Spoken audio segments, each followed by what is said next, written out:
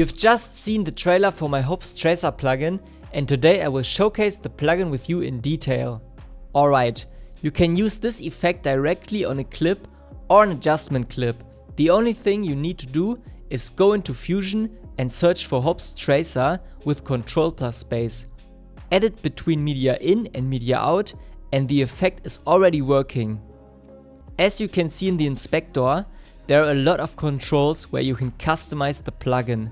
The first section is called Detection, and here you can control how the blobs are tracked in the image.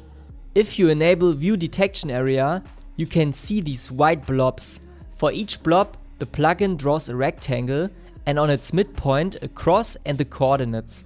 If you lower the max blob count, it will only detect the biggest and most prominent blobs. The resolution just simplifies the blob detection and make it a bit less render heavy.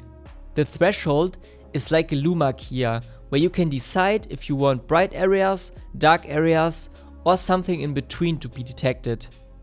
The blur combines the blob, so the detection is less noisy and more simplified again. Okay, let's move on to the chords. With the text switch, you can enable or disable it. For the font, you can choose whatever you like. For example, a more digital or futuristic font can look really good. You also have the text size, of course, and with the justification, you can decide if you want the text to be left aligned, centered, or right aligned to the detected midpoint. The decimal places give you more numbers, which can look really glitchy and matrix-like if you put it really high. So that's also a pretty cool effect right here. And of course, you can also change the color. I haven't talked about the lines yet, and this is where it gets really interesting.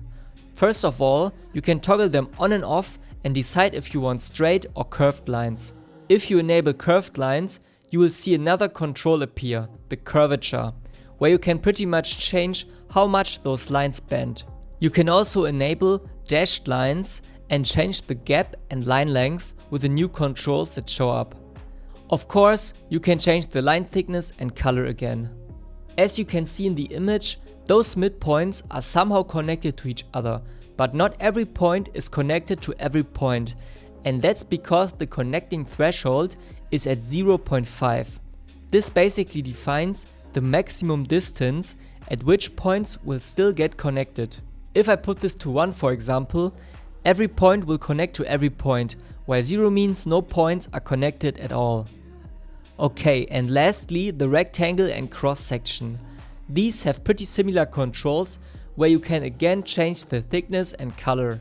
Yeah, this plugin is out now and you can buy it on my store. Or if you want, you can also buy the 4 for 3 pack to get all 4 of my plugins at once. In the next weeks, I will showcase all of them in detail. The next one will be my Hopes Illustrator plugin, which is like a ballpoint version for DaVinci. So stay tuned, join my editing Discord server if you want to improve your editing, and I'll see you in the next one.